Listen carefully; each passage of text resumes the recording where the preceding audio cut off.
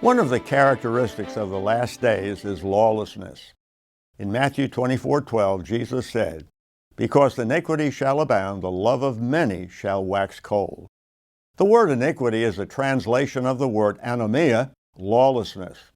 Because lawlessness shall abound, the love of many shall wax cold. We have many cold hearts today, and we certainly have a lot of lawlessness. One gas station owner in Philadelphia has had to hire armed guards to patrol his property. Owner Neil Patel said, quote, "We are tired of the nonsense, robbery, drug trafficking, hanging around, gangs and everything," close quotes. This is one gas station owner who is fed up with crime. He's hired his own security force and they pack AR-15s. Owner Neil Patel said that protection is expensive, but it is working. Incidents at the station have stopped since the guards have arrived. Many in positions of leadership in America, from the president on down, have sought to cast God out of the public arena. The same people are now reaping the consequences of their foolishness. The rising crime rate is just one of the bitter fruits of their rebellion against God. Speaking about rebellion against God, let's check on Hillary Clinton. A failed Democrat presidential candidate, Clinton said she hopes more women will run for office, but only the right kind of a woman.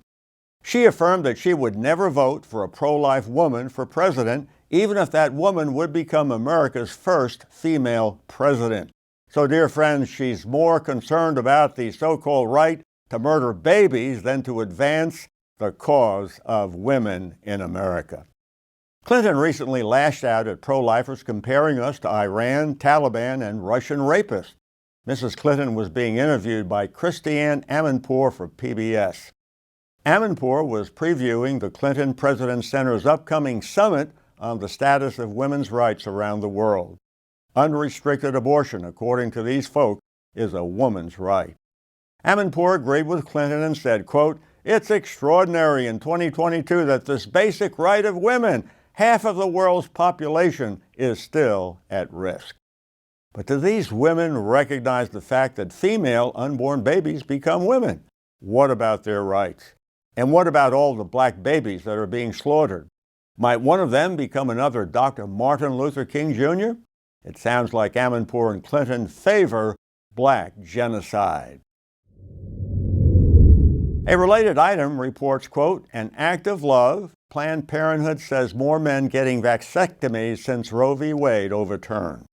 Dr. Grace Shih, who works for Planned Parenthood and the University of Washington, says one of her patients described getting a vasectomy as, quote, "an act of love."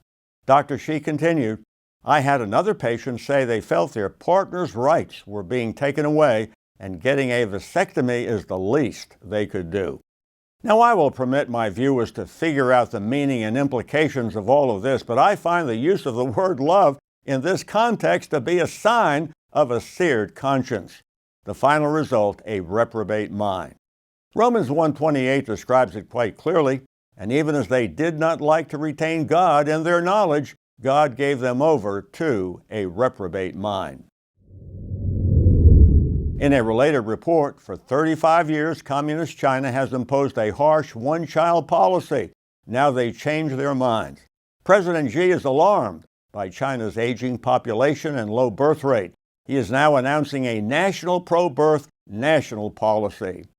According to Reuters, government officials in Nanjing phoned newlyweds asking them when their first baby is due. The government wants newlyweds to be pregnant within a year of the wedding. And government officials are planning to make a phone call every quarter to check on them. It's not hard to imagine a future in which Chinese women are required to produce a specific number of children or else. This is the bitter fruit of bad ideas. Seeing people as a problem to be solved is wrong.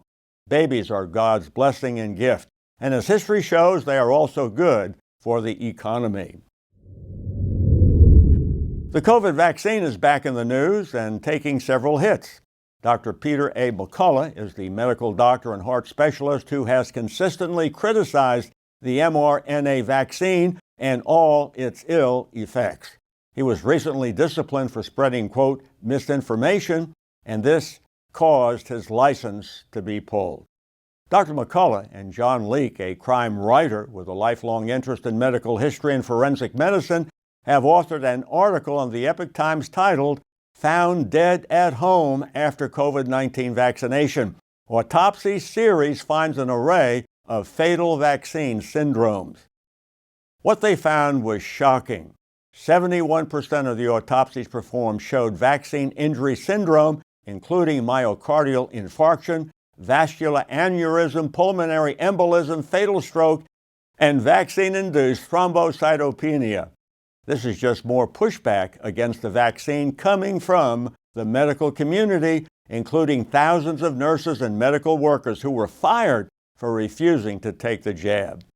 The vaccine mandate from Joe Biden is pure tyranny, but courts are fighting back. Ohio's Sixth Circuit Court of Appeals ruled that the Air Force wrongly dismissed religious exemption requests from unvaxxed airmen. The court said the Department of Defense wrongly relied on its broadly formulated reasons for the vaccine mandate to deny specific exemptions to the plaintiffs, especially since it has granted secular exemptions to their colleagues. Even though President Biden declared the pandemic to be over, the Pentagon continues to require full vaccination for service members on the grounds of ensuring the health and readiness of the Air Force. Lawyers for the plaintiffs allege that the Pentagon's policy violates the Religious Freedom Restoration Act by discriminating against service members whose religious convictions advise against taking the vaccine.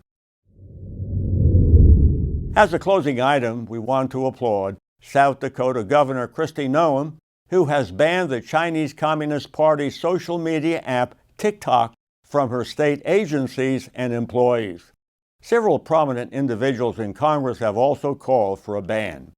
Recently, Kara Frederick, the head of the Heritage Foundation's Tech Policy Center, referred to the social media app as a spy app for the Chinese Communist Party.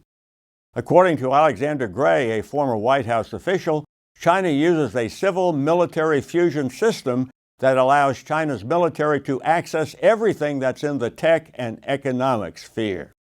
Governor Noem's decision to ban TikTok came amid a wave of protest in China, where thousands are demanding more freedom.